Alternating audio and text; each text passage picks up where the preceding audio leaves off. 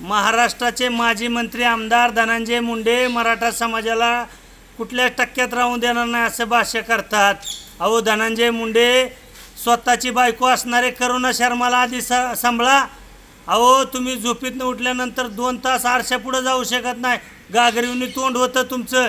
गोळी खाल्ल्याशिवाय तर तुम्हाला आरशापुढे जाऊ शकत नाही, तोंड वसरल्याशिवाय। तुम्ही काय टक्क्याची भाषा करता? या महाराष्ट्राची बदनामी तुम्ही करणारे, अनेक भ्रष्टाचार केलेत, अनेक खून केलेले आहेत आणि त्यांचा तुम्ही आकाय।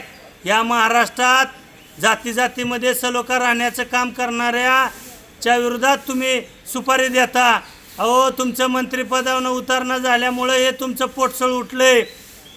धनंजय मुंडे स्वर्गीय गोपीनाथ मुंडे साहेबांवर ज्यावेळेस गद्दारी केली मुंडे साहेबाबरोबर तुम्ही, त्यावेळेस याच मराठ्यांनी तुम्हाला महाराष्ट्राचं विरोधी पक्ष नेतेपद दिलं, विसरला का? पंकजा मुंडेचा पराभव केला त्यावेळेस याच मराठ्यांनी तुमच्या अंगावर गुलाल टाकला।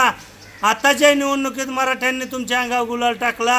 हे विसरून तुम्ही मराठ्यांच्या पाठीत खंजीर खुपसण्याचं काम करताय। आणि अहो अजितदादा हा तुमचा धनंजय मुंडे लाडका मराठ्यांच्या विरोधात कुठल्या टक्क्यात राहू देणार नाही म्हणतो। आणि तुम्ही ज्या बीड जिल्ह्याचे पालकमंत्री आहेत अजितदादा, हा छगन भुजबळ धनंजय मुंडे तुमच्या नाकावर टिचून तिथं मोर्चा काढतात।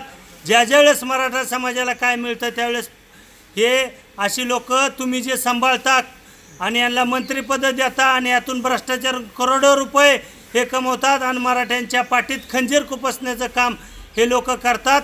आम्हाला तर शंका आहे की अजितदादा तुमचीच यांना पूस आहे। मराठा असलेले अजितदादा मराठा असलेले काहीतरी अभिमान बाळगा, नाहीतर तुमची पार्टी संपवण्याचं हे काम करतील।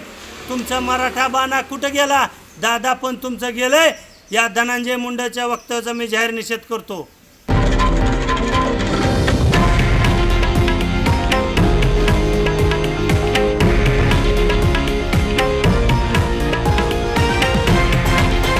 हे आहे देशातील नंबर 1 न्यूज नेटवर्क आणि आपण पाहत आहात TV9 मराठी, एकमेव।